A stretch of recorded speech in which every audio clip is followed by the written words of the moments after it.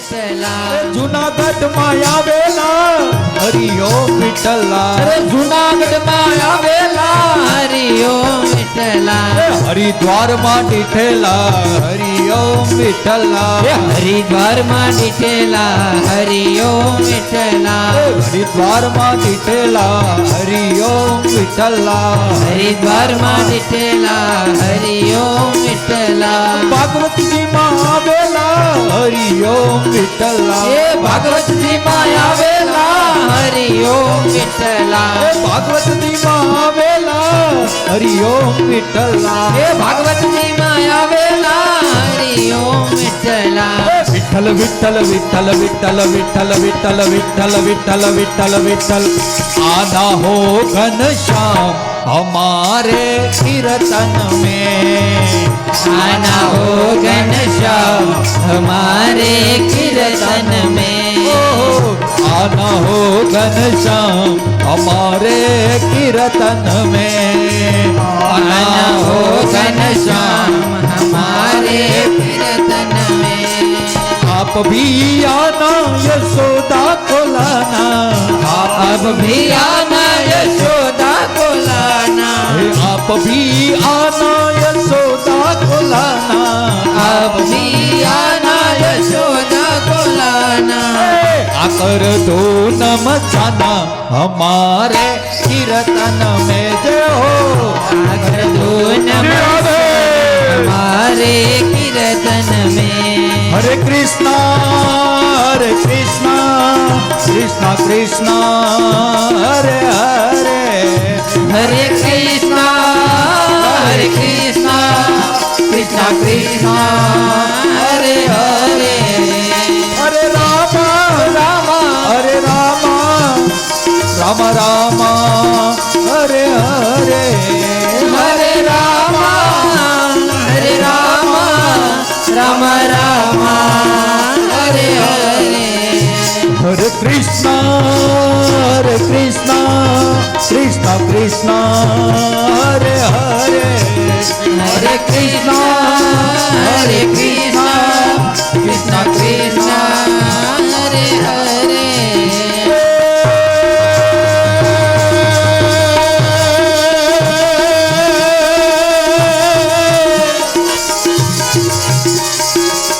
असाड्यु सारम मेघ मलारम असाड्यु सारम मेघ मलारम परी बेहालम जलधारम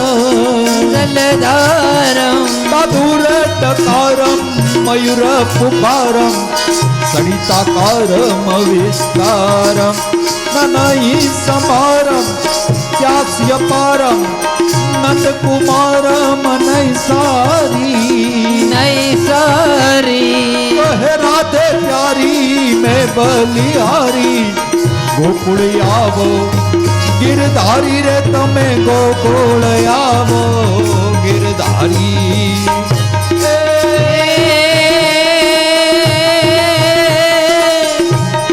डबक डबक दादुर डब डमके कहकस मोर मल्हार किया सब बियु बियु शब्द पुकारत सातक कियु कियु कोकिल कंठ दिया नभ गड़ गड़ गड़ होत गड़ाका गणन गिरिवर शिखर गजे कर गणे जब रुमा झुम झुम बरखट बरखा घर गम घोर गजे रे सिरे घर गम घोर गजे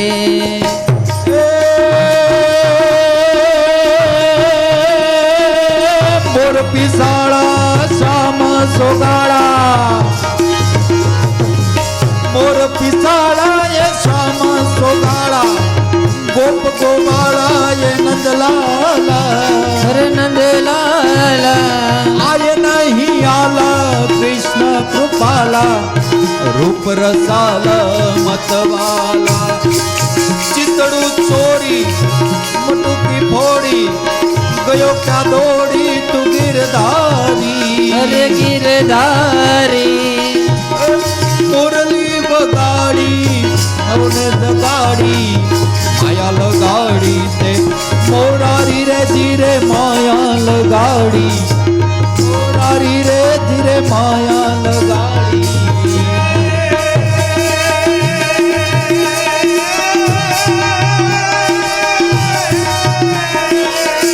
જય હો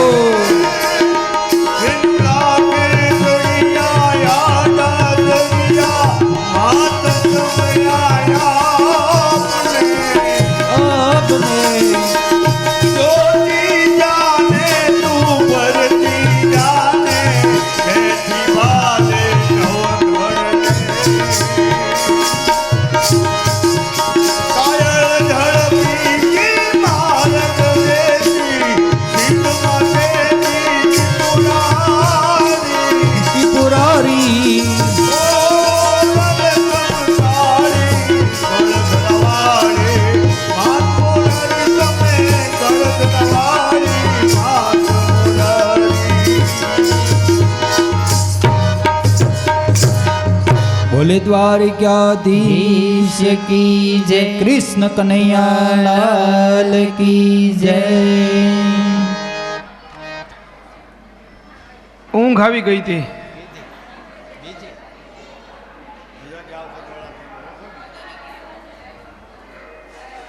આમાં એવું છે કે કથામાં તમે જો બેઠા બેઠા સાંભળે જ રાખો ને તો બપોરે પાછી ભૂખ ન લાગે હો. એની માટે ઊભું થવું પડે. જે બેઠા જ નહીં બપોરે જમવાના જ નથી. શાસ્ત્રીજી અમારે કાંઈ જમવાની ઈચ્છા નથી. વિદુરજીએ મોટા ભાઈ ભીષ્મને ઉપદેશ આપ્યો અને ધૃતરાષ્ટ્ર અને ગાંધારીને લઈને વિદુરજી હિમાલયમાં હાડકાળવા નીકળી ગયા છે.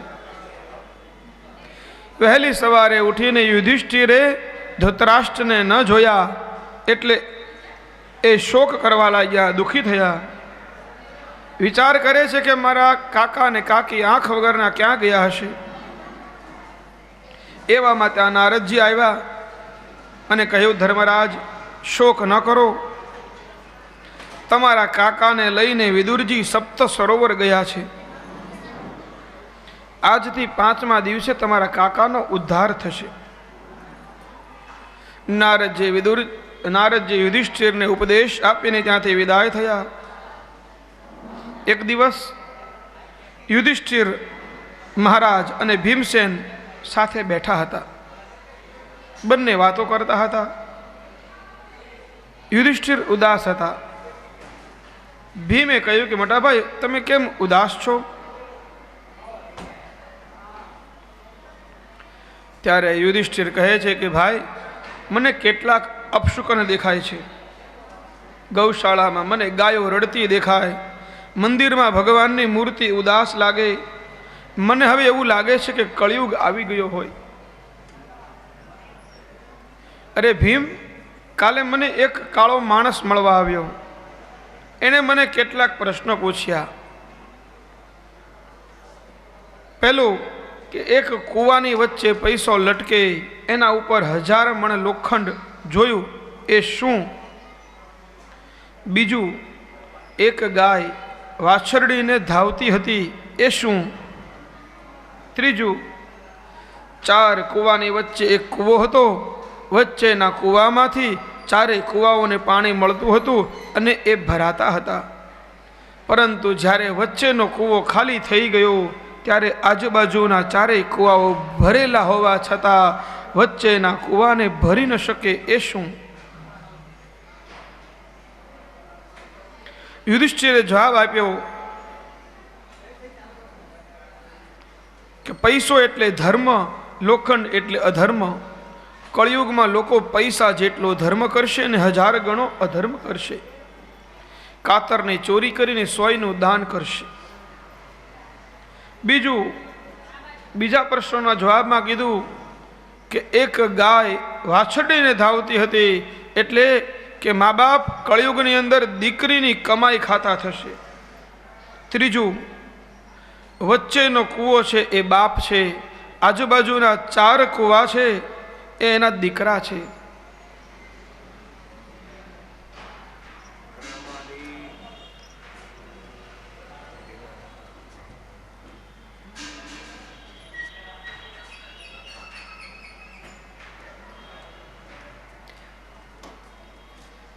વચ્ચેનો કૂવો છે એ બાપ છે, આજુબાજુના 4 કૂવા છે એ એના દીકરા છે. બાપ જ્યારે જુવાન હોય ત્યારે દીકરાઓ નાના હોય ને ત્યારે 4 દીકરાનું પેટ ભરી શકે, પણ 4 દીકરા જ્યારે કમાતા ધમાતા થાય ને ત્યારે એક બાપને ન હાંચવી શકે. યુધિષ્ઠિરે કાળિયા માણસને કહ્યું કે ત્યાં પ્રશ્નોનો જે મને પૂછ્યા ને એટલે હું સમજી ગયો કે તું બીજું કોઈ નહીં, તું કળિયુગ છે. કળિયુગે કહ્યું કે મહારાજ હવે તમારો સમય પૂરો થયો, હવે ખુરશી ખાલી કરો. ત્યારે યુધિષ્ઠિર કહે છે કે હજી અમારી ઉપર દ્વારકાધીશના હાથ છે, જ્યાં સુધી દ્વારકાધીશ બિરાજે છે ત્યાં સુધી કળિયુગ તું પ્રવેશ કરી શકીશ નહીં. કળિયુગ વિદાય થયો. એટલામાં ફરતા ફરતા વ્યાસજી ત્યાં આવ્યા.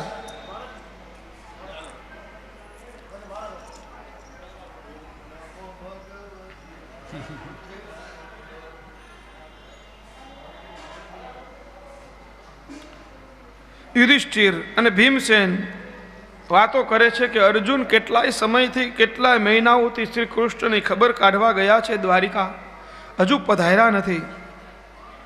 હજી આ વાત ચાલે છે એવામાં દ્વારકાથી અર્જુન પધાર્યા. અર્જુનનું મુખ નિસ્તેજ હતું, ખૂબ ગમગીન જણાતો હતો. યુધિષ્ઠિર ભીમ દોડતા એની પાસે આવ્યા અને કહે છે, અરે ભાઈ કેમ દુઃખી છે? અર્જુન કંઈક બોલ. અર્જુન નીચું મોઢું કરીને ઊભા છે. અરે અર્જુન, તને રસ્તામાં કોઈએ લૂંટી લીધો? અર્જુન કંઈ જવાબ આપતા નથી. અરે ભાઈ, તારું કોઈ અપમાન કર્યું? કંઈ નથી બોલતા. અરે અર્જુન, મને એવું લાગે છે કે કંઈક દ્વારકાધીશ તો આ પૃથ્વી છોડીને આપણને છોડીને જતા તો નથી રહ્યા ને. સાંભળતા ને સાથે અર્જુન ધ્રુસકે રડી પડ્યા. મોટા ભાઈ, આપણો દ્વારકાધીશ આપણને છોડીને જતો રહ્યો છે.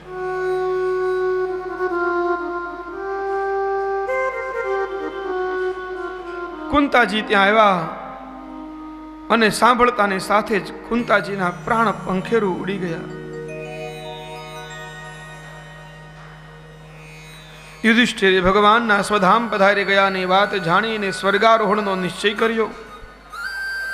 પરીક્ષિતને ગાદી સોંપી અને દ્રૌપદી સહિત પાંડવોએ હિમાલય તરફ પ્રયાણ કર્યું. યોગ સાધના કરતા કરતા ભીમ, અર્જુન, નકુળ અને સહદેવે શરીરનો ત્યાગ કર્યો. બધાના શરીર ઓગળી ગયા. યુધિષ્ઠિરની માત્ર એક આંગળી ઓગળી. પાર્ષદો સાથે ધર્મરાજ સ્વર્ગમાં જાય છે. 5 ભાઈઓ સ્વર્ગમાં ભેગા થયા અને હવે પરીક્ષિત રાજા ગાદી પર બિરાજ્યા. એક વખત એમને દિગ્વિજય કરવા નીકળ્યા. ફરતા ફરતા બ્રહ્માવર્ત ક્ષેત્રમાં આવ્યા. ત્યાં એમણે એક દ્રશ્ય જોયું. એક બળદ એક પગ ઉપર ઊભો હતો. બાજુમાં એક ગાય ઊભી હતી. એ બળદને એક કાળો માણસ લાકડીથી મારતો હતો અને ગાય રડતી હતી.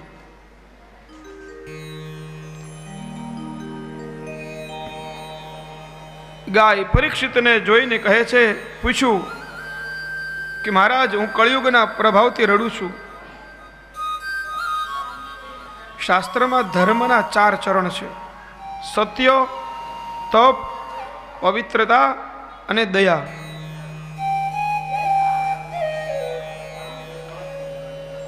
આ ધર્મના 4 ચરણ એ અષ્ટાવક્ર મુનિના પત્ની જ્યારે નદી પર પાણી ભરવા જતા હતા ત્યારે ધર્મે માણસનું રૂપ લીધું અને એ અષ્ટાવક્ર મુનિની પત્નીની પાસે જઈને કહ્યું કે તું જેના 8 અંગ વાંકા છે એવા કદરૂપા માણસને શું વફાદાર છે? એમ કહી અને એની છેડતી કરી. એટલે અષ્ટાવક્રના પત્ની સતી હતા, એમણે એને શ્રાપ આપ્યો કે જાઓ તમારો નાશ થશે. અને ધર્મદેવ પ્રગટ થયા, માફી માગી, ક્ષમા માગી. ત્યારે અષ્ટાવક્ર મુનિના પત્નીએ કહ્યું કે તમારો નાશ થશે તો ખરો જ, પણ ધીરે ધીરે થશે. સતયુગમાં 4 ચરણ હશે, ત્રેતાયુગમાં 3, દ્વાપરમાં 2, કળિયુગના પ્રારંભમાં 1 અને કળિયુગના અંતની અંદર તમારા એક પણ ચરણ નહીં હોય અને ધર્મનો નાશ થશે. અને આ રીતે ધર્મ બળદના રૂપમાં એક પગ ઉપર ઊભો છે. પરીક્ષિતે કળિયુગને પકડ્યો અને કહ્યું કે તારે મારા રાજ્યમાં રહેવું નહીં. અને કળિયુગ પરીક્ષિતના શરણે ગયું. કહે છે કે મહારાજ મને રહેવા માટેના સ્થાન બતાવો. પરીક્ષિત રાજાએ કળિયુગને રહેવા માટેના 5 સ્થાન આપ્યા. પહેલું જુગારમાં, બીજું મદિરામાં, ત્રીજું વ્યભિચારમાં, ચોથું હિંસામાં, પાંચમું અનીતિના ધનમાં. આપણે બધા કહ્યું શું કે સોનું, પણ અનીતિનું ધન એમાં એનો વાસ છે કળિયુગનો. કઈ પોતાના પૈસે મહેનત કરીને કમાયેલા સોનાની દાગીના પહેરવામાં કઈ પાપ નથી. કળિયુગને આ 5 સ્થાન આપી અને રાજા પરીક્ષિત પોતાના મહેલમાં પધાર્યા છે. બને છે એવું કે પરીક્ષિતને કળિયુગના સ્પર્શથી એની બુદ્ધિ બગડી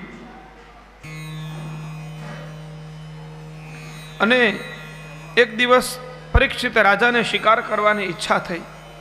એ ક્યારે શિકાર નહોતા કરતા, પણ શિકાર કરવા જતા હતા એ દરમિયાન એને પાછી બીજી ઈચ્છા એવી થઈ. પોતાના વડીલોને ઉપાર્જિત સંપત્તિમાંથી એક એણે મુગટ લીધો. એ મુગટ હતો જરાસંધનો, જે પાપના પૈસાથી એ મુગટ બનાવેલો હતો. એ મુગટ પરીક્ષિતે પોતાના મસ્તક ઉપર ધારણ કર્યો અને શિકાર કરવા માટે જંગલમાં ગયા. જંગલમાં એને ભૂખ અને તરસ લાગી. રાજાએ સામે શમીક મુનિનો આશ્રમ જોયો. એને થયું કે મને અહીંયા ખાવા પીવાનું મળશે, એમ માનીને આશ્રમમાં ગયા. શમીક મુનિ સમાધિમાં હતા. રાજાને આવતા જોઈ અને શમીક મુનિને ખ્યાલ ન રહ્યો. એટલે પરીક્ષિતને એમ થયું કે આ રાજા ઢોંગી છે, મારી આગતા સાગતા કરવી પડે, એટલે એ સમાધિમાં બેસવાનું નાટક કરે છે.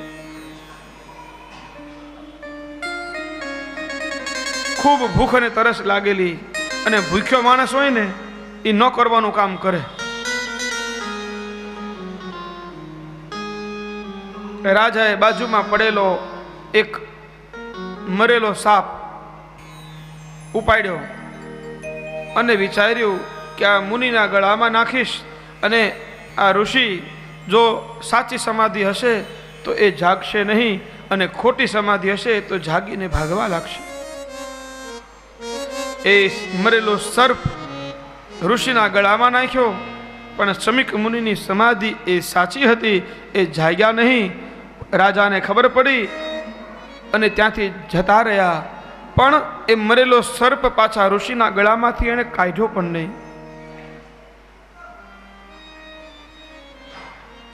રાજાના ગયા પછી શમીકના પુત્ર શૃંગી ત્યાં આવ્યા. પિતાના ગળામાં મરેલો સર્પ જોયો. શૃંગીને થયું કે મારા સમાધિસ્થ પિતાના ગળામાં સર્પ કોણે નાખ્યો?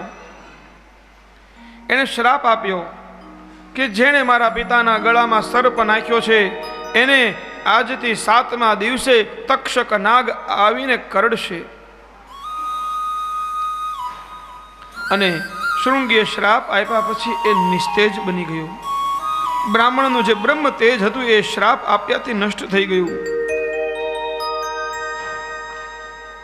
કારણ રાજાનો અપરાધ નાનો હતો. સાપ જીવતો નહીં પણ મરેલો નાખ્યો હતો. આ તો ઓલા જેવી વાત થઈ કે ચીભડાના ચોરને ફાંસીની સજા. શમિક મુનિ સમાધિમાંથી જાગ્યા અને શ્રાપની વાત જાણી ત્યારે શૃંગીને ઠપકો આપ્યો, બેટા ત્યાં ઉચિત નથી કર્યું. ઋષિ કેટલા દયાળુ છે. રાજાએ આવો અપરાધ કર્યો છતાં પણ ઋષિ એની માટે દયાભાવ છે. શમિક મુનિ કહે છે કે બેટા, રાજાને ઓચિંતો જઈને સાપ કરડશે તો એના કરતા તું એને જઈને જાણ કરી દે. એટલે એ સાવધાન થઈ જાય.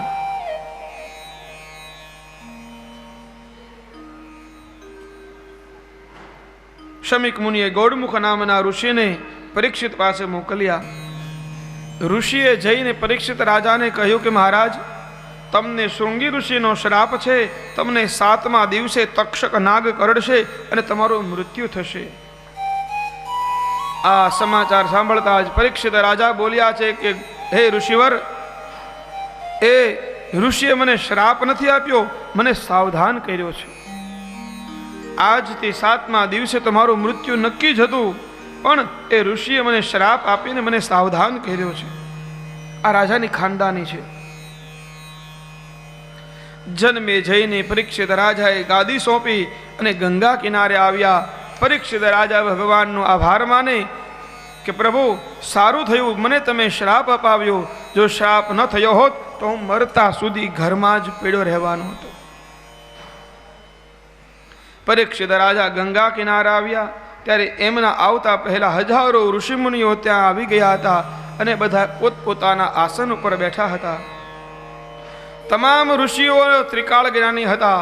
બધાને ખબર પડી ગઈ હતી.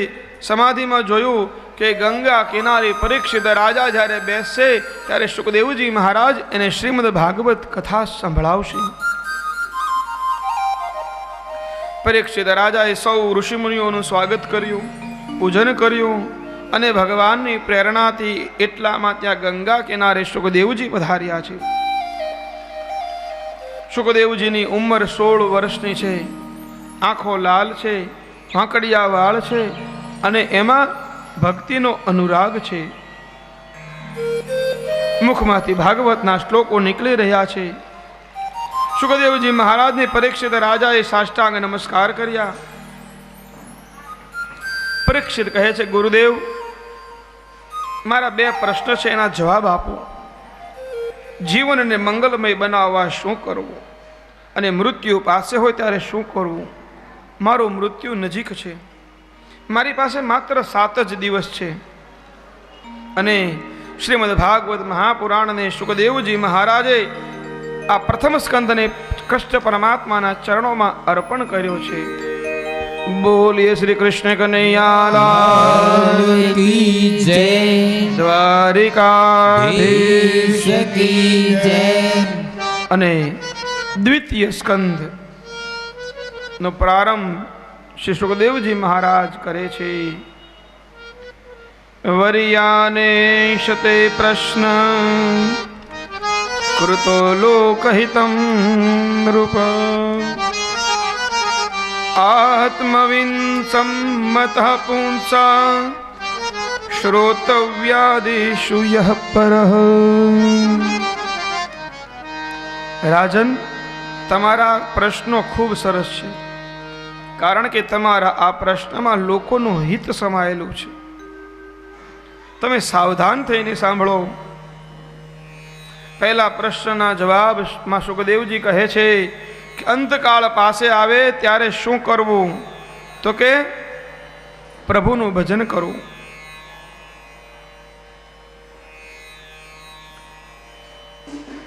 સુખદેવજી કહે છે, રાજન, મૃત્યુનો ભય મનમાંથી કાઢી નાખો. આપણને વિખુટા પડવાનું દુઃખ હોય છે, પણ વિખુટા તો પડવું જ પડે. દીકરીને સાસરે મોકલો ને તો એને સાસરે જાવું પણ હોય અને રડવું પણ હોય. એમ 60 વર્ષ થાય પછી પરમાત્માને તમે યાદ કરો. મરવાનું તો છે જ, કોઈ અમર બનીને આવ્યું નથી. क्या भरोसा है इस जिंदगी का, साथ देती नहीं है किसी का। क्या भरोसा है इस जिंदगी का, साथ देती नहीं है किसी का। श्वास रुक जाएगी चलते चलते, क्षमा बुझ जाएगी जलते जलते। श्वास रुक जाएगी,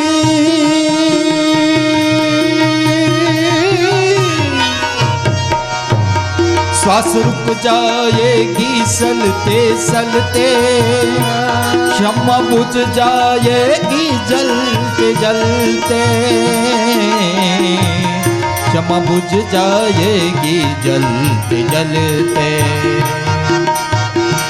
दम निकल जाएगा, दम निकल जाएगा, दम निकल जाएगा आदमी का। क्या भरोसा है इस जिंदगी का, क्या भरोसा है इस जिंदगी का, साथ देती नहीं है किसी का। क्या भरोसा है, क्या भरोसा है, क्या भरोसा है, क्या भरोसा है।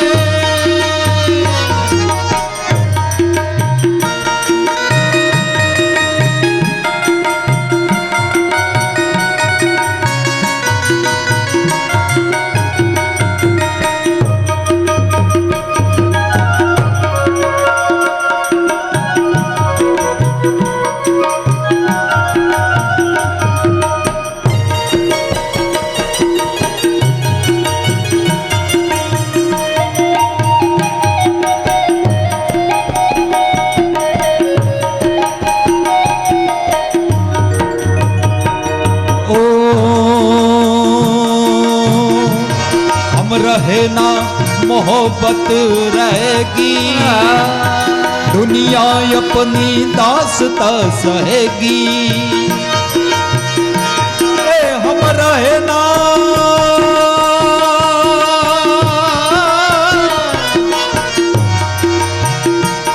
हम रहे ना मोहब्बत रहेगी, दुनिया अपनी दास्ता सहेगी, दुनिया अपनी दास्ता सहेगी। ये फर्ज पूरा, फर्ज पूरा करो बंदगी का। क्या भरोसा है इस जिंदगी का, क्या भरोसा है इस जिंदगी का, साथ देती नहीं है किसी का। आज जवानी पर तराने वाले तू पछताएगा, आज जवानी पर तराने वाले तू पछताएगा। हो चढ़ता सूरज धीरे धीरे ढलता है ढल जाएगा, चढ़ता सूरज धीरे धीरे ढलता है ढल जाएगा। ओ तू यहाँ मुसाफिर है, ये तराय पानी है, सारे रोज की महिमा ए तेरी जिंदगानी है। कल जमी कल देवर कुछ न साथ आएगा, खाली हाथ आया और खाली हाथ जाएगा। आज समझ ले, आज समझ ले कल ये मौका हाथ न तेरे आएगा। हुकूमत की नींद में सोने वाले तू पछताएगा। चढ़ता सूरज धीरे धीरे ढलता है ढल जाएगा, चढ़ता सूरज धीरे धीरे ढलता है ढल जाएगा। क्या भरोसा है इस जिंदगी का, साथ देती नहीं है जी का। क्या भरोसा है इस जिंदगी का, साथ देती नहीं है किसी का, साथ देती नहीं है किसी का, साथ देती नहीं है किसी का। સુખદેવજી કહે છે કે આ શરીરનો કોઈ ભરોસો નથી. જીવનને મંગલમય બનાવવા માટે રાજા 3 કામ કરવા જોઈએ: હરિનું શ્રવણ, કીર્તન અને સ્મરણ. કારણ અંતે નારાયણ સ્મૃતિ, અંત સમયે ઠાકોરજીની યાદ બની રહે માટે જીવનભર કથા શ્રવણ કરવી અને એનું સ્મરણ કરવું. સુખદેવજી મહારાજ પહેલા ભગવાનની સ્તુતિ કરે છે. નમો નમસ્તે સ્તવૃષભાય સાત્વતાં વિદુર કાષ્ટાય મુહુપયોગિનાં.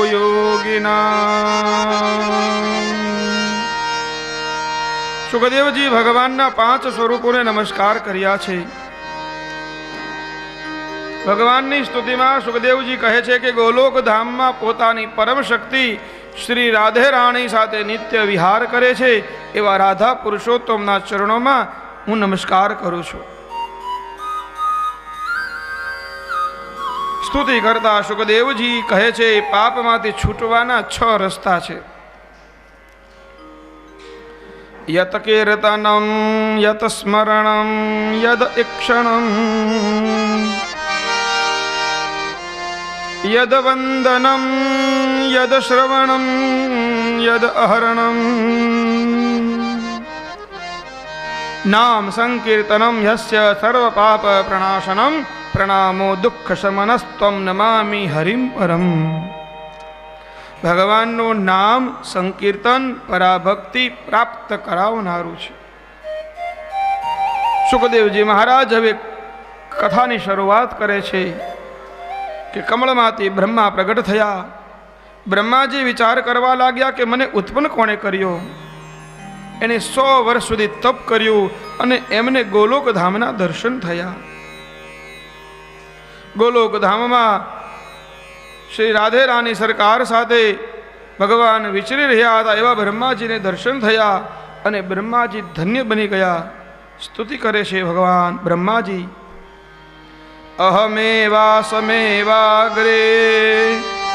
નાન્યદ યદ સદસત્પરમ પશ્ચાદહમ યદે તત્યો વશિષ્યેત સોસ્મ્યહમ. કમળ પર બેઠેલા બ્રહ્માજીને ભગવાને કહ્યું કે દુનિયામાં કંઈ ન હતું ત્યારે હું જ હતો, જગત રૂપે પણ હું જ છું અને જગત નહીં રહે ત્યારે પણ હું જ રહીશ. પ્રભુ, જો આ જગત બ્રહ્મ રૂપ છે તો એની અનુભૂતિ કેમ નથી થતી? ભગવાન કહે છે કે એનું કારણ મારી માયા છે. પ્રભુ, માયા કોને કહેવાય? ત્યારે ભગવાન કહે છે બ્રહ્માજી, જે અસલીને છુપાવે અને નકલીને બતાવે એ માયા, બ્રહ્મ છે અને છુપાવે એને જગત નથી અને બતાવે એ માયા. સુખદેવજી કહે છે રાજન, આ શ્રીમદ ભાગવત પુરાણમાં સર્ગ, વિસર્ગ, પોષણ, ઉતિ, મન્વંતર, ઈશાનુ કથા, નિરોધ, મુક્તિ અને આશ્રય આ 10 વિષયોનું વર્ણન છે. આ 10માં જે છેલ્લું આશ્રય તત્વ છે એને જાણવા માટે બાકીના 9 તત્વોનું ભાગવતમાં વર્ણન કરવામાં આવ્યું છે.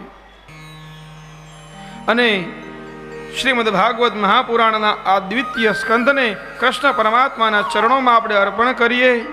તૃતીય સ્કંધ એ સર્ગ લીલા છે. ત્રીજા સ્કંધનો પ્રારંભ વિદુરજીની કથાથી થાય છે. વિદુર એ કૌરવો રૂપી કમળ, કાદવમાં પ્રગટેલું કમળ છે. પાંડવોનો 13 વર્ષનો વનવાસ પૂરો થયા પછી એમણે કૌરવો પાસે અર્ધું રાજ માગ્યું અને દુર્યોધને વિના સંકોચે કહી દીધું કે યુદ્ધ વગર 100ની અણી જેટલી જમીન પણ તમને મળશે નહીં. અને ભગવાન શ્રી કૃષ્ણ ધૃતરાષ્ટ્રને સમજાવવા માટે હસ્તિનાપુર ગયા છે. ધૃતરાષ્ટ્ર બેઠા છે. એણે કહ્યું, કૃષ્ણ, પાંડવો ભલે અમને અલગ સમજે પણ હું તો એને મારા જ માનું છું. પાંડવો સાથે મારે 105 દીકરા છે. હું એમને અલગ માનતો જ નથી. તમે આવ્યા જ છો તો તમારા હાથે જ 105 ભાગ પાડો.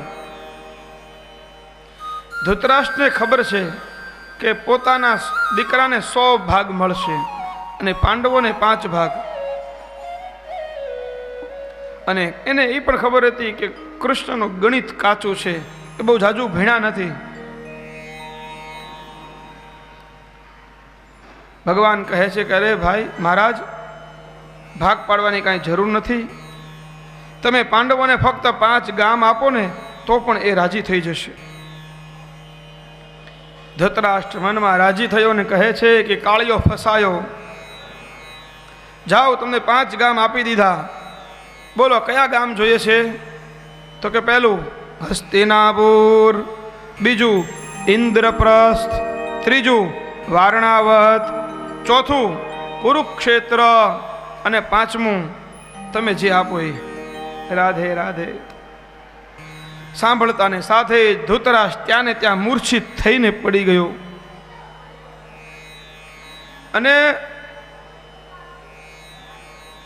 ધૃતરાષ્ટ્ર ભાનમાં આવ્યા પછી કહે છે કે કૃષ્ણે માગ્યું એટલું આપું તો 3 ભાગનું રાજ્ય પાંડવોને મળે અને 4થા ભાગનું રાજ્ય મારા દીકરાઓને મળે. અને ધૃતરાષ્ટ્રે પાઘડી ફેરવી અને કહે, કૃષ્ણ તમારી વાત સાચી, પણ મારે મારા દીકરાઓને પૂછવું પડે. શ્રી કૃષ્ણએ કીધું કે તમે આ 5 ગામ આપી દો, નહીતર 6ઠું ગામ અમને લેતા આવડે છે. કયું? સંગ્રામ. અને એ તો તમારે આપવું જ પડશે. એમાં દુર્યોધને કીધું, કૃષ્ણ અમારા ભાઈઓના ઝઘડામાં તમે ન પડો. તમે તમારીથી મતલબ રાખો. તમે ચાલો મારી સાથે, મેં તમારી માટે 56 ભોગ બનાવ્યા છે, હું તમને જમવા લઈ જાઉં. ત્યાં વિદુરજી ઊભા થયા અને કહે છે, ભાઈ મહારાજ, આ દુર્યોધન એ તમારું પાપ છે, જ્યાં પોકારી રહ્યું છે. તમે કૃષ્ણએ કહ્યું એ પ્રમાણે 5 ગામ પાંડવોનો એનો ભાગ આપી દો, તો એમાં તમારું ને તમારા દીકરાઓનું બધાનું ભલું છે. અને આ વાત દુર્યોધનને ગમી નહીં, એટલે એણે કહ્યું, એ વિદુર, એક દાસી પુત્ર છો, તમારે પણ અમારા ભાઈઓના ઝઘડામાં બોલવાની જરૂર નથી. તમે તમારી મર્યાદામાં રહો. આમ વિદુરજીનું અપમાન કર્યું. અને શ્રી કૃષ્ણ અને વિદુર ત્યાંથી નીકળે છે. વિદુરજી કહે છે કે પ્રભુ મારી સાથે ચાલો.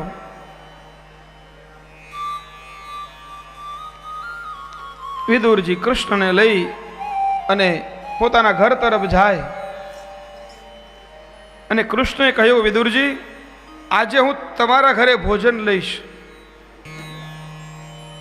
વિદુરજી મનમાં વિચાર કરે કે મારા ઘરે મારે જમવાના વાંધા છે, તો હું આ શ્રી કૃષ્ણને કેમ જમાડીશ? અને આ વાતની દુર્યોધનને અને શકુનીને ખબર પડી. એટલે શકુની કે, ભાણાભાઈ, વિદુરજીને ત્યાં કૃષ્ણ જમવા માટે જશે, એટલે એ રસોઈ બનાવશે અને આપણે બધા પણ પહોંચી જઈએ, તો આપણે સાથે જમીને બધું ખૂટવાડી દેશું અને વિદુરનું ત્યાં આગળ અપમાન થશે. એટલે દુર્યોધને કહ્યું, કાકા, આજે અમે પણ તમારા ઘરે જમવા આવીએ છીએ. વિદુરજી કે કંઈ વાંધો નહીં, પધારો. વિદુરજી ઘરે પહોંચ્યા. દુર્યોધનની દાનત ખોરી હતી, એને બીજાનું ખરાબ કરવું હતું. કશી તૈયારી નથી. વિદુરજીને ત્યાં જમવાનો સમય થઈ ગયો. ભગવાને ગરુડને કહ્યું કે દ્વારિકાના રસોડામાં જે સામગ્રી બની હોય તે બધી અહીં લાવીને મૂકી દો. અને ગરુડે તો સપાટો બોલાવ્યો ને પાંખમાં બધી સામગ્રી લાવીને વિદુરજીના ઘરે પધરાવી. જમવાનો સમય થઈ ગયો. ભગવાને ગરુડને કહ્યું કે આપણે સોનાના દ્વારિકાની અંદર સોનાના બાજોટ, સોનાના પાટલા, સોનાના થાળી, વાટકા, ગ્લાસ બધું લાવો. દુર્યોધન પોતાના ભાઈઓ સાથે, શકુનીની સાથે વિદુરજીના ઘર તરફ આવે ને ત્યાં દૂરથી જોવે તો ઘરની અંદર કાંક ઝગમગાટ થાય છે. જુએ તો સોનાના હીરા રત્ન જડિત વાસણો, બાજોટ. શકુની કે ભાણાભાઈ, તારા પિતાજી આંખ વગરના હતા, એનો લાભ લઈ અને આ વિદુરે તમારો જ માલ બધો પચાવી રાખ્યો છે, જે આજ બહાર કાઢ્યો છે. તો ભાણાભાઈ, આજે જમી લઈએ ને પછી આ થાળી વાટકા લેતા જવાના છો આપણે, એટલે આપણું આપણા ઘરે પહોંચી જાય. દુર્યોધન 100 ભાઈઓ કૌરવો સહિત બધાને જમા બેસાડ્યા છે. ખૂબ જમ્યા છે બધા, ખાધે ખૂટતું નથી. જમીને ઊભા થઈને જવા જાય ને ત્યાં શ્રી કૃષ્ણે કહ્યું, અરે એ દુર્યોધન, આ થાળી વાટકા એઠા તારા લઈ જા, અહીંયા કાંઈ ખપે નહીં, બધું ઉપાડ. દુર્યોધનને કૌરવો સહિત બધા જમીને નીકળે છે.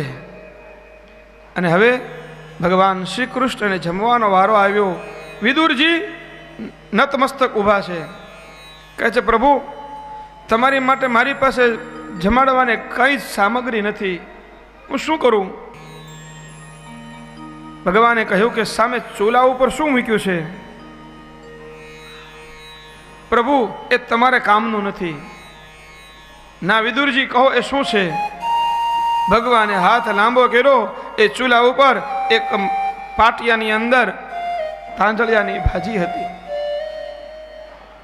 ભગવાને એ હાથથી તાંજળિયાની ભાજીનું એક તણખલું લીધું અને પોતાના મુખમાં મૂક્યું અને કવિ ગાય છે, दुर्योधन को मेवो त्यागे, दुर्योधन को मेवा त्यागे, दुर्योधन का मेवा त्यागे, दुर्योधन का मेवा त्यागे, साध विदुर घेर खाई, सबसे ऊंची प्रेम सगाई, सबसे ऊंची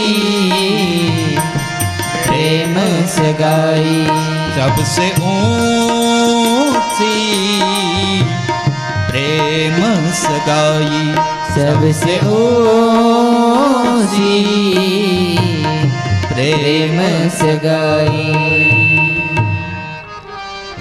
ત્યારબાદ વિદુરજી તીર્થયાત્રા કરવા ગયા છે.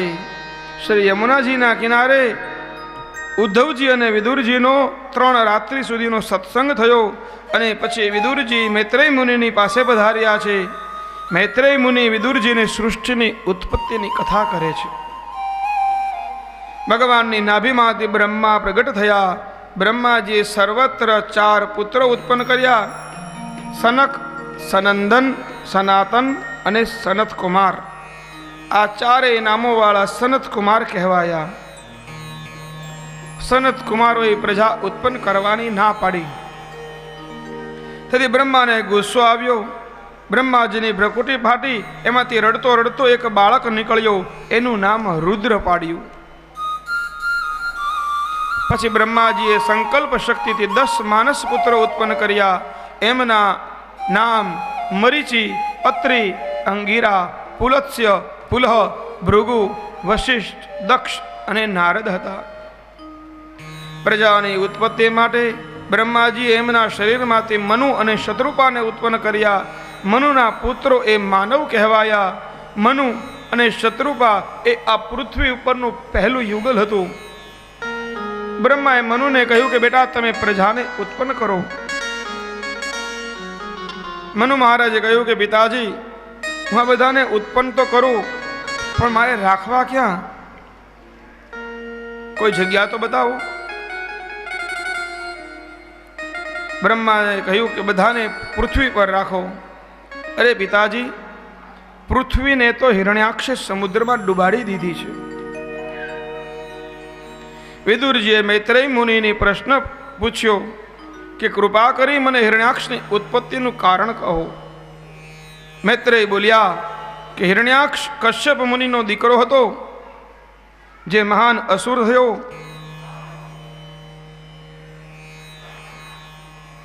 વિદુરજીએ પૂછ્યું કે બાપ ઋષિ અને દીકરો અસુર કેમ?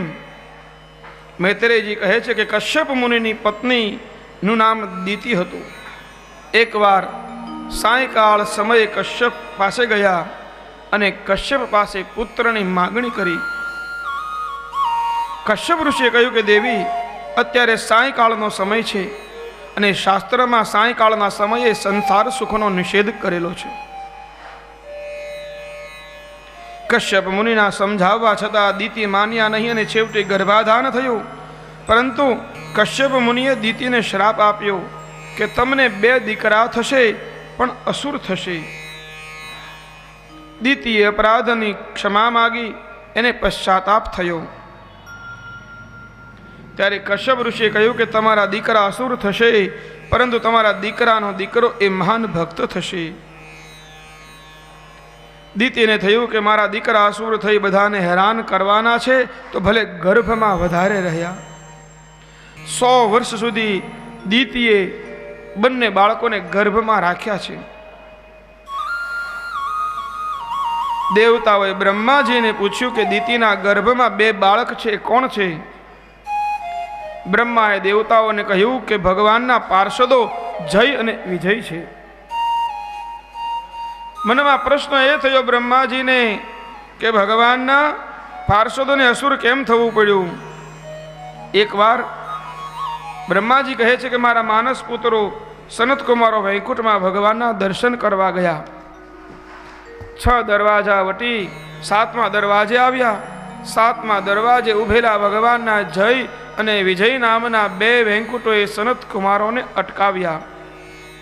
સનત કુમારોને ક્રોધ આવ્યો, એને શ્રાપ આપ્યો કે તમે બંને અસુર થજો.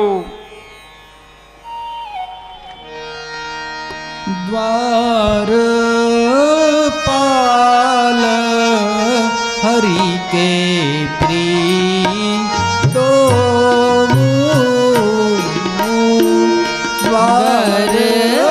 द्वारपाल हरि के प्रिय दो जय और विजय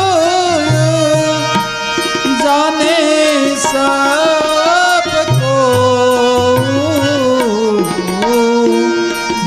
द्वारपाल हरि प्रिय दो द्वारपाल हरि के प्रिय दो. એટલે ત્યાં ભગવાન પ્રસન્ન થયા, પ્રગટ થયા અને કહે છે કે તમે 3 જન્મ સુધી અસુર થશો, તો હું તમને અસુર યોનિમાંથી મુક્ત કરાવવા માટે 4 અવતાર ધારણ કરીશ.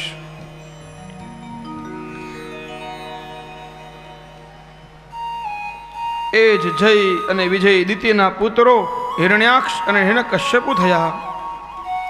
એ હિરણ્યાક્ષ આખી પૃથ્વીને લઈને રસાતળમાં સમુદ્રમાં પ્રવેશ કર્યો, ડૂબાડીને બેઠો છે. એને મારવો કઈ રીતે? બ્રહ્માજીએ પરમાત્માનું ધ્યાન કર્યું અને એમની નાસિકામાંથી અંગૂઠા જેટલા આકારવાળા શ્રી વરા ભગવાન પ્રગટ થયા. વરા ભગવાને પર્વતાકાર મોટું રૂપ લઈ સમુદ્રમાં પ્રવેશ કર્યો હિરણ્યાક્ષ અને વરાહ ભગવાનનું યુદ્ધ થયું અને હિરણ્યાક્ષ મરાયો. દેવોએ વરાહ ભગવાનની સ્તુતિ કરી. વરાહ ભગવાને પોતાની દાઢ ઉપર પૃથ્વીને ધારણ કરી અને લાવીને મનુ મહારાજને આપી. દેવતાઓએ પુષ્પોની વૃષ્ટિ કરી. વરાહ ભગવાનનો જય જયકાર થયો. બોલ્ય શ્રી વરાહ નારાયણ ભગવાન કી જય, વરાહ નારાયણ ભગવાન કી જય. વરાહ ભગવાનનું વસ્ત્ર કપિલ ભગવાનની સાથે. અરે નિતર વાર લાગશે, સમય બગડશે કથામાં. હજી બીજા ફૂલ આપી દેજો, બીજા ફૂલ આપી દેજો સાથે સાથે, કારણ હમણાં કપિલ ભગવાન આવી જશે 10 જ મિનિટમાં.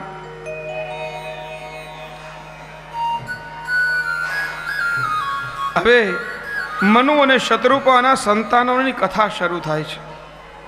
મનુ મહારાજને 5 સંતાન થયા, 2 દીકરા અને 3 દીકરીઓ.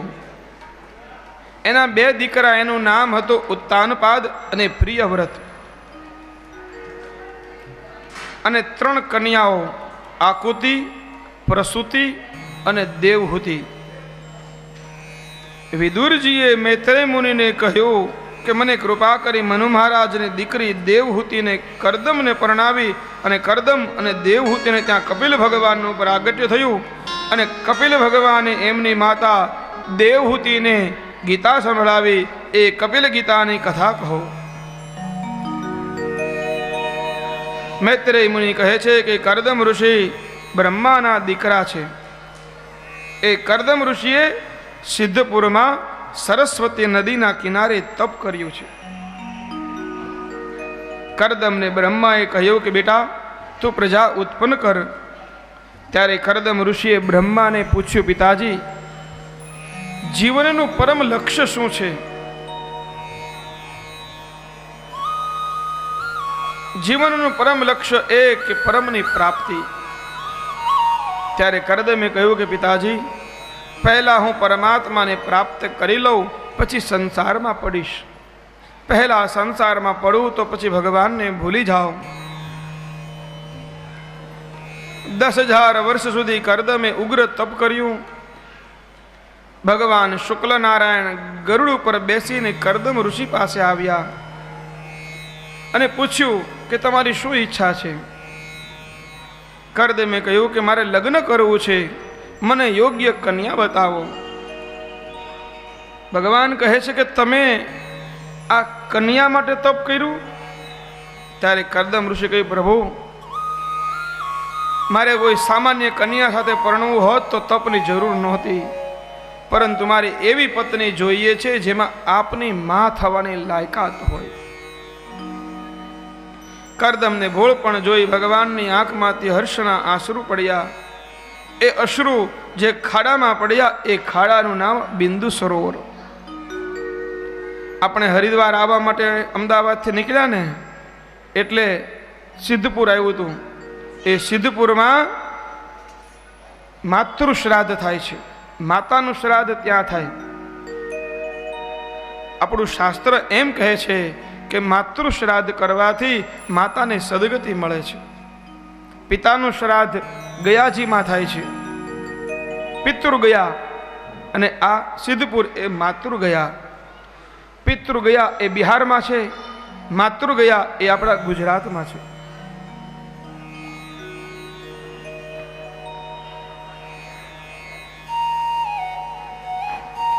જીવનની અંદર માણસે દેવ ઋણ, માતૃ ઋણ અને પિતૃ ઋણ આ કોઈ માણસ પૂરેપૂરું ચૂકવી શકતું નથી.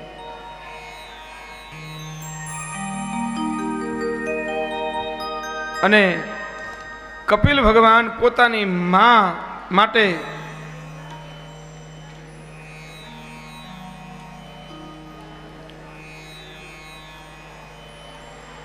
પ્રગટ થવાના છે, સમાજને જ્ઞાન આપવા માટે પ્રગટ થવાના છે, પણ નિમિત્ત માને બનાવી છે.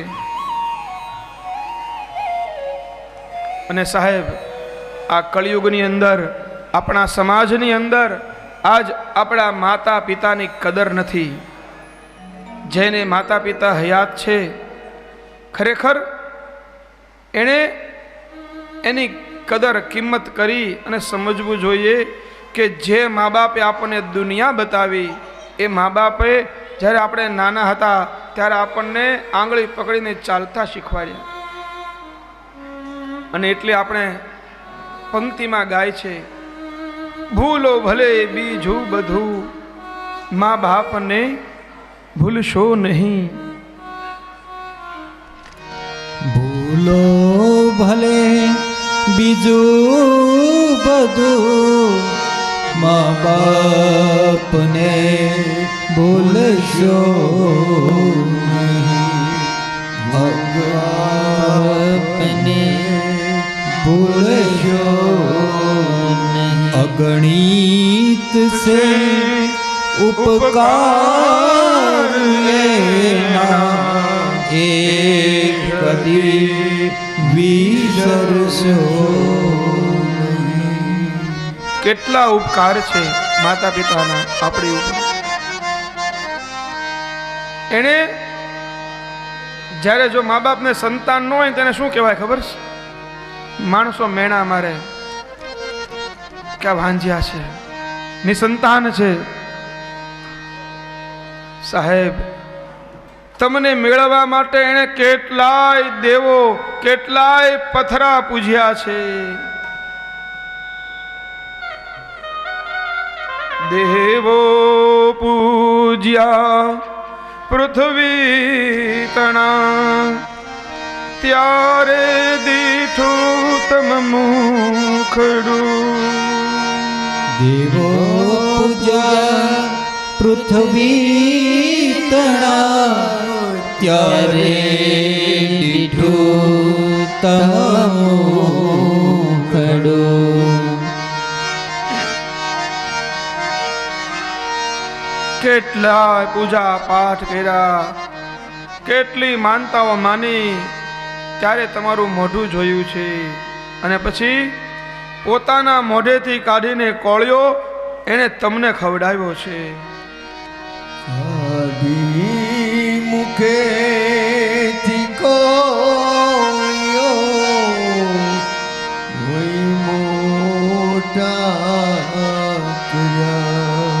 કાઢી મુખેથી કોળિયા મોમાં દઈ મોટા કર્યા. પોતાને ખાધું નહીં, ભૂખ્યા રહીને તમને ખવડાવ્યું છે. અને એણે તમને અમૃત આપ્યું છે તો એની માટે તમે ઝેર કોઈ ઓક્ષો નહીં. તમે જ્યાં પાણી માંગ્યું ત્યાં તમને દૂધ આપ્યું છે. તમારા બધી જ ઈચ્છાઓ તમારી પૂર્ણ કરી છે. તમે જ્યારે નાના હતા ને ત્યારે તમને ચાલતા શીખવાડ્યું છે. તો જ્યારે તમારા માતા પિતા ઘરડા બને ને તો એને બાવડું ઝાલીને જાત્રા કરવા લઈ જજો.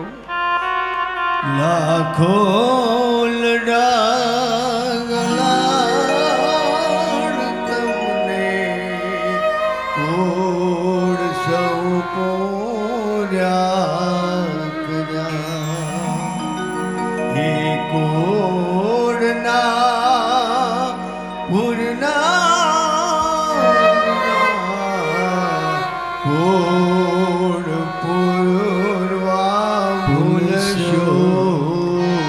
ભૂલો ભલે બીજું બધું મા બાપને ભૂલશો નહીં. તમે લાખો રૂપિયા કમાતા હો પણ તમે જો તમારા મા બાપને ન ઠાર્યા ને તો સાહેબ એ લાખો નહીં પણ રાખના ઢગલા થઈ જશે. લાખો કમાતા હો ભલે લાખની પણ રાખજે. લાખો કમાતા હો ભલે માપ જે ના ઠર્યા. લાખ નહીં પણ રાખશે હે માનવું ભૂલશો નહીં ભૂલો ભલે બીજું બધું મા બાપને ભૂલશો નહીં સંતાન છો તો સંતાન થઈને રહો. આજ તમે તમારા માતા પિતાની સેવા કરશો તો કાલે તમારા સંતાન તમારી સેવા કરશે. રાજુભાઈ ખાસ તમે સાંભળજો, આ સાંભળવાની કડી છે. પંકજભાઈ મા બાપ છે નહીં, વ્યા ગયા છે, બરોબર. સંતાનથી સેવા ચાહો તો સંતાન છો સેવા કરો. જેવું કરો તેવું ભરો એ ભાવના ભૂલશો નહીં. ભૂલો ભલે બીજું બધું મા બાપને ભૂલશો નહીં. એ મા બાપે તમને ભીને સૂઈને પોતે તમને સુકે સોડાવ્યા અને પોતે ભીનામાં સૂતા છે. એ અમી ભરેલી આંખોને ક્યારે તમે ભીંજવશો નહીં. સુઈ પોતે સુકે સુવાયા ભીને સુઈ પોતે અને સુકે સુવાડ્યા આપને.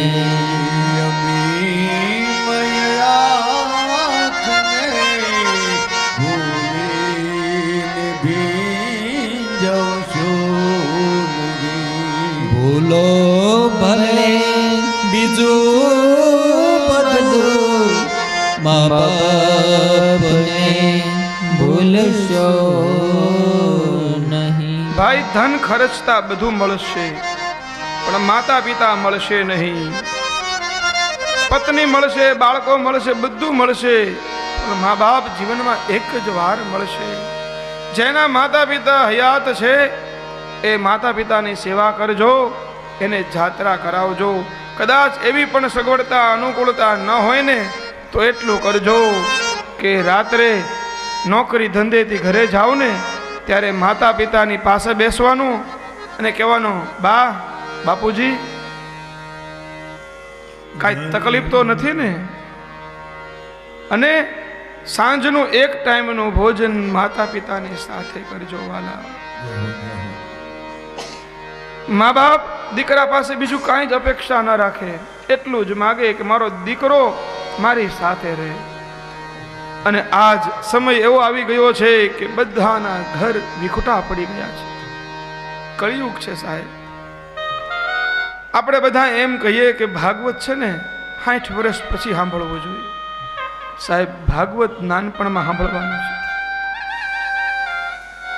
મા બાપની સાથે રહેવું, મા બાપને સાચવવા, મા બાપની સાથે એની બધી ઈચ્છા પૂરી કરવી એ ભાગવત બતાવે છે.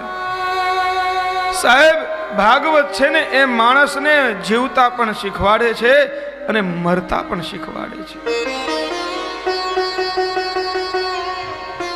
જેની ઉપર પરમાત્માની કૃપા હોય ને એને ત્યાં જ માતા પિતા હોય છે.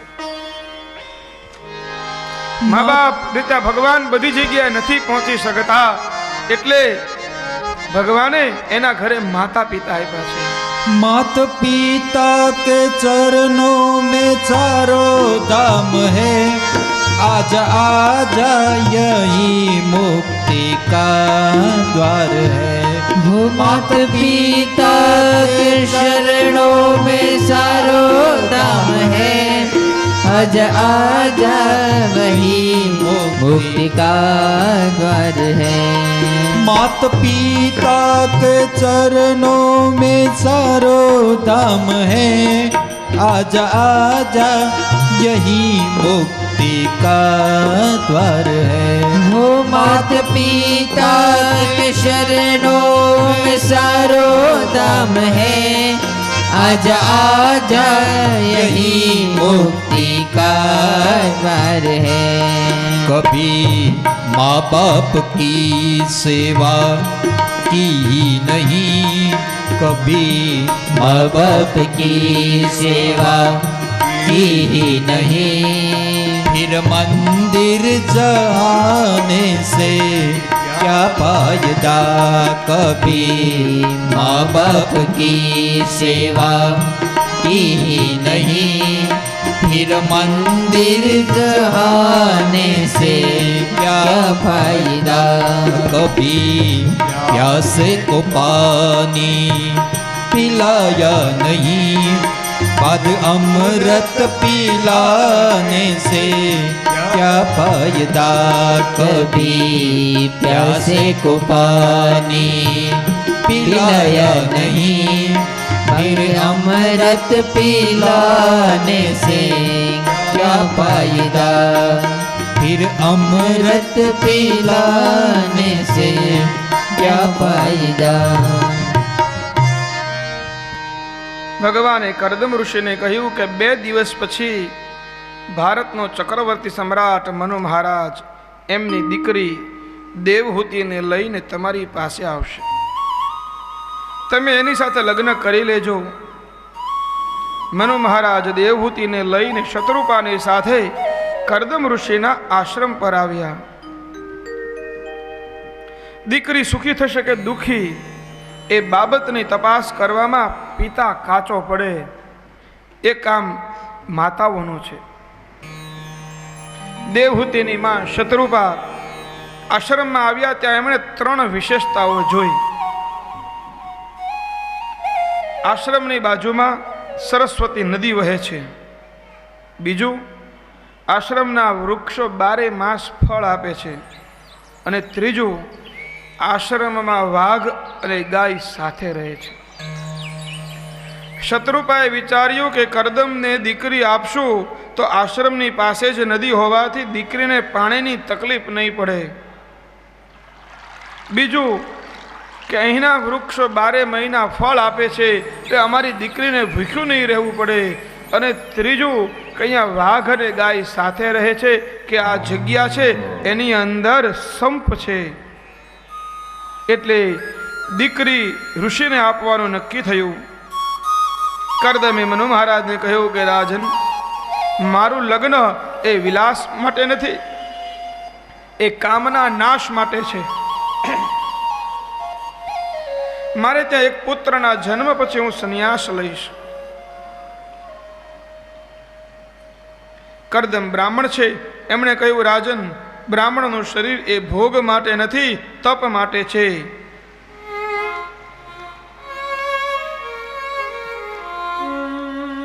અને આ સાંભળી દેવહૂતિએ કહ્યું પિતાજી, મારે આવા જ તપસ્વી પતિની જરૂર છે।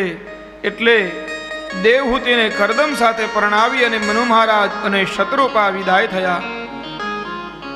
કરદમ અને દેવહૂતિ તપ કરે છે, સંયમી જીવન ગાળે 12 વર્ષ સુધી એક જ કુટીરમાં સંયમપૂર્વક રહ્યા।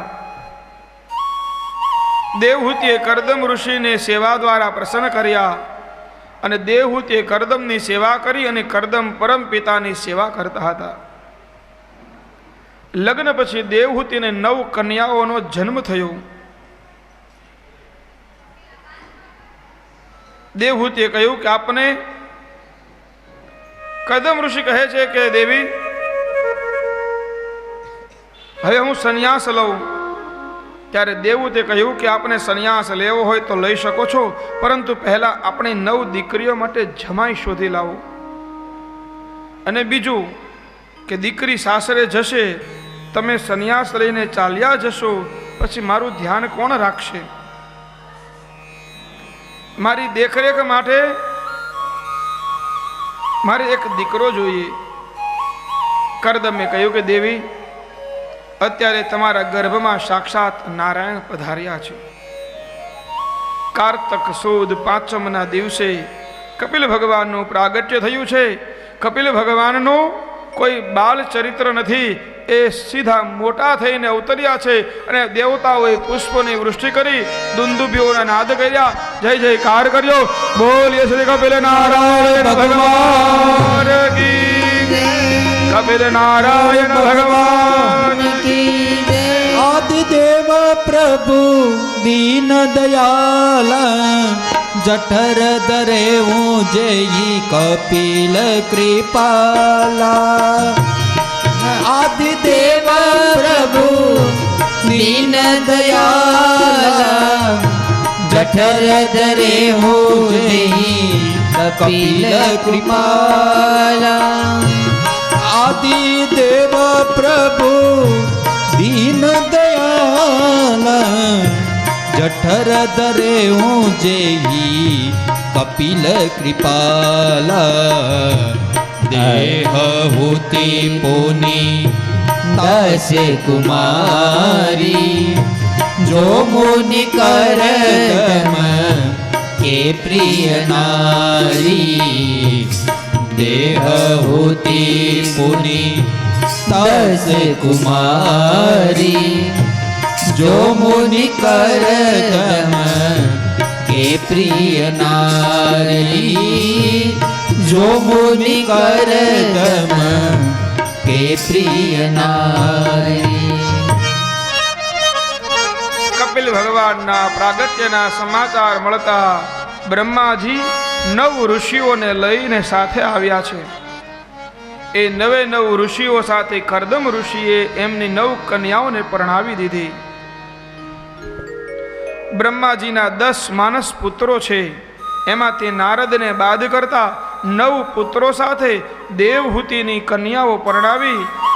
એમાં મરીચીને કલાદેવી, અત્રિજીને અનસૂયા, અંગિરા ઋષિને વિભૂતિ, પુલત્સ્ય ઋષિને હવિર્ભૂ, પુલહ ઋષિને ગતિ, ક્રતુ ઋષિને ક્રિયા, ભૃગુ ઋષિને ખ્યાતિ, વશિષ્ઠ ઋષિને અરુંધતી અને દક્ષને શાંતા દેવી પરણાવ્યા.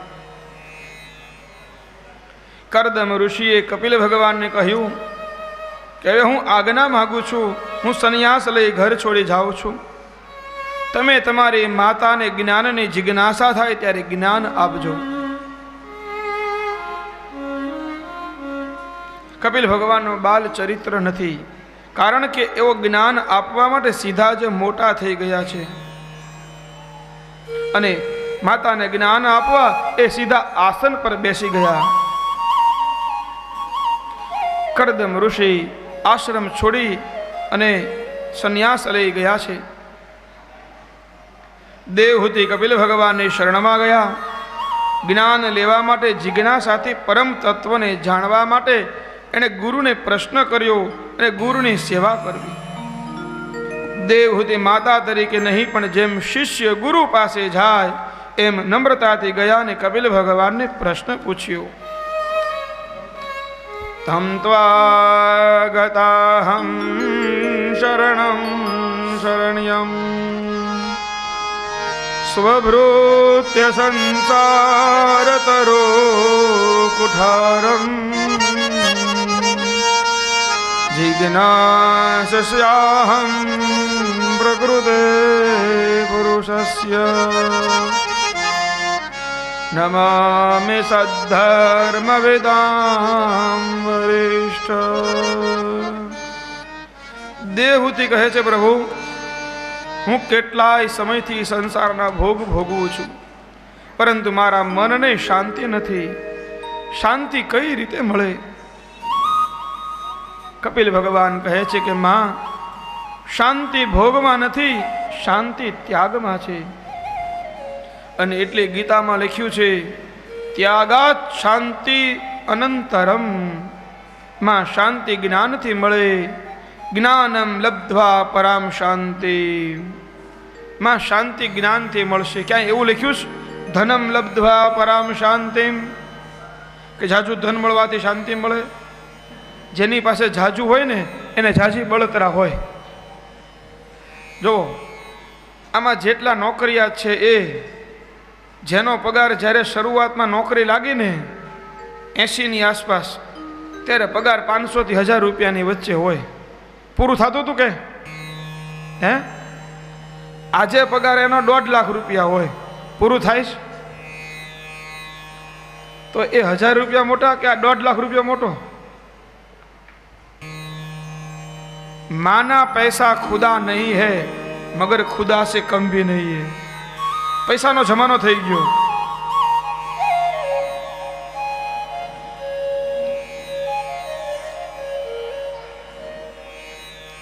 ક્યાં એવું લખ્યું છે પુત્રમ લબ્ધ્વા પરામ શાંતિમ કે જેને જાજા દીકરા હોય ને બહુ શાંતિ મળે?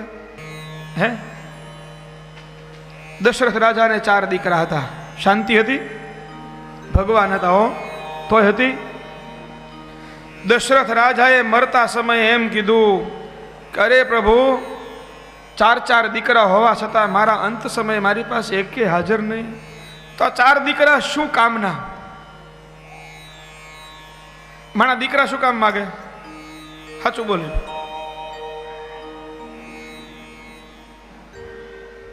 મારા દીકરા શું કામ માગે છે? તો કે તમે જેમ બેંકની અંદર ફિક્સ ડિપોઝિટ મૂકો ને તો એનું વ્યાજ મજબૂત આવે, પાક્કું આવે જ, ડબલ થઈને આવે ને એમ મા બાપ દીકરા એટલે માગે છે કે આ દીકરો હું એને પાલીશ, પોષીશ, મોટો કરીશ, ભણાવીશ, ગણાવીશ, પરણાવીશ, એની ઈચ્છા, એની બધી મનોકામના હું પૂરી કરીશ, તો હું જ્યારે હાથ પગ અટકી જશે, ઘરડો બનીશ, ઉંમર વધી જશે, આંખે દેખાતો બંધ થશે, કાને સંભળાતો બંધ થશે, એટલે એ દીકરો મારું બાવડું પકડીને મને દેવ મંદિરે દર્શનમાં લઈ જશે.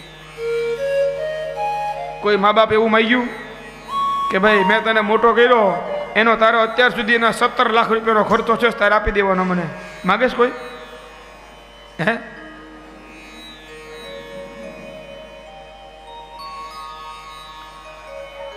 મા બાપ હોય ને, ભલે બાતતા બોલતા, 2 કડવા વેણ સાંભળતા ને કડવા વેણ કહેતા, એની હારે રહેવું, એમાં જ મજા છે. मजा तो सबके साथ आता है साहब. अकेले तो हम ऊपर जाने वाले ही हैं, कोई हमारे साथ आने वाला नहीं है,